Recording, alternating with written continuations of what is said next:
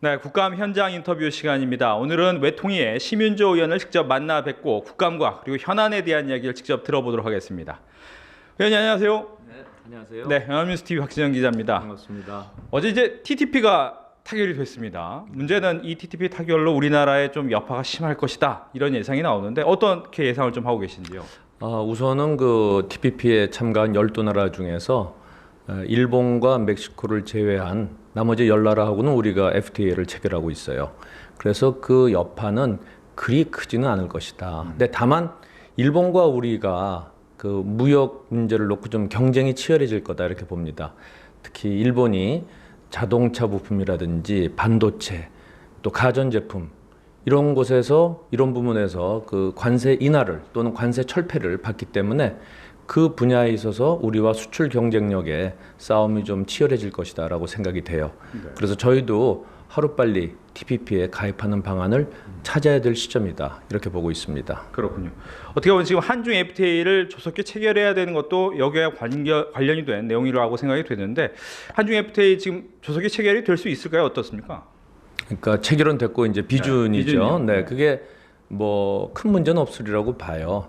그 우리가 중국하고 되면은 이제 미국, EU, 중국 소위 세계 그 3대 글로벌 그 경제 지역과 다 FTA를 체결하는 것이기 때문에 그 자체로도 큰 의미가 있고 또 중국은 그 TPP에 가입하고 있지 않기 때문에 네. 우리나라 수출의 4분의 1을 차지하고 14억 명의 시장이 있는 중국 시장을 선점하는 그런 효과가 있는 것이죠.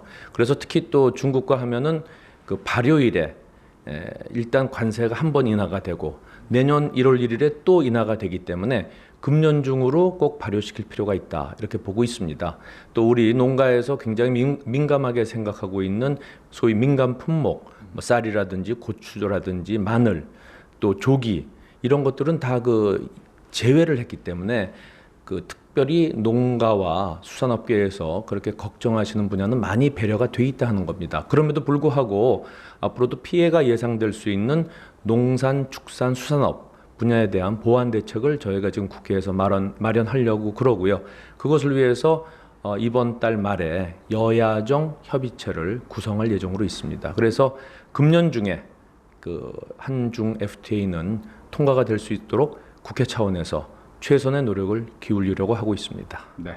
끝으로 한 가지만 더 질문 드리면 북한 인권법입니다. 아무래도 심민조 의원께서 상당히 공을 많이 들인 걸로 알고 있는데 문제는 10년째 계류 중인 이 북한 인권법이 이번에 뭐 여야 대표 선으로 올라갔습니다. 과연 이번에는 통과가 될 수 있을지 어떻게 전망하고 계십니까? 그러니까 그게 국회 3기에 걸쳐서 10년 동안 계류 중이라는 것은 그만큼 통과는 쉽지 않다는 것이죠. 그동안 그 외통위의 여야 간사 간 협의를 거쳐서 상당히 많은 부분은 저희가 해소를 했습니다. 나머지 핵심 쟁점이 한 2개쯤 있는데 지금 그것을 위해서 여야 지도부 간 협의가 시작이 됐습니다.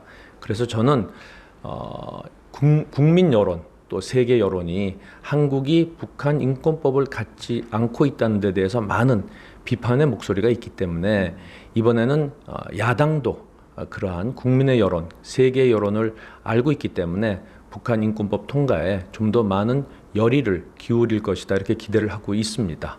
아무튼 북한 인권법도 이번 19대 국회에서 통과되도록 저희가 최선의 노력을 기울여 나갈 것입니다. 네, 오늘 바쁘신데 함께해서 고맙습니다.